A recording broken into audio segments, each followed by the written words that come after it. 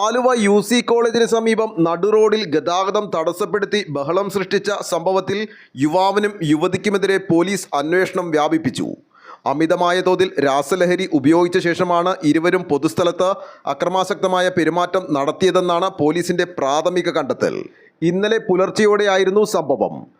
ചാവക്കാട് സ്വദേശി മുഹമ്മദ് അസ്ലം, തൃശൂർ സ്വദേശി സജിദ എന്നിവരെയാണ് പോലീസ് ബലം പ്രയോഗിച്ച് ഇവിടെ നിന്നും നീക്കിയത്. പോലീസ് ഇരുവരെയും കസ്റ്റഡിയിലെടുക്കാൻ ശ്രമിക്കുന്നതിനിടെ ഇവർ ഉദ്യോഗസ്ഥരോട് മോശമായി പെരുമാറുകയും ആക്രമിക്കാൻ ശ്രമിക്കുകയും ചെയ്തതായി പോലീസ് അറിയിച്ചു. പോലീസ് ജീപ്പിന്റെ ചില്ല് തകർക്കാനുള്ള ശ്രമവും നടത്തിയിരുന്നു. സംഭവത്തിൽ ആലുവ പോലീസ് കേസെടുത്തിട്ടുണ്ട്. ലഹരി വിൽപ്പനയിലോ വിതരണത്തിലോ മറ്റ് വ്യക്തികളുടെ പങ്കാളിത്തമുണ്ടോ എന്ന കാര്യവും പരിശോധിച്ചു വരികയാണ്. സംസ്ഥാനത്ത് മയക്കുമരുന്ന് ഉപയോഗവും കടത്തും വർദ്ധിക്കുന്ന സാഹചര്യത്തിലാണ് ഈ സംഭവം വീണ്ടും ആശങ്ക ഉയർത്തുന്നത്.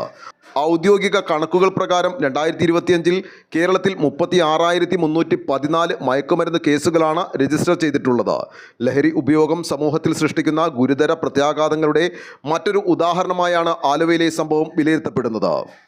ആലുവ ലൈവ് ന്യൂസിന് വേണ്ടി സിദ്ദീഖ് കാരക്കാടനൊപ്പം സനൂപ് കളമശ്ശേരി.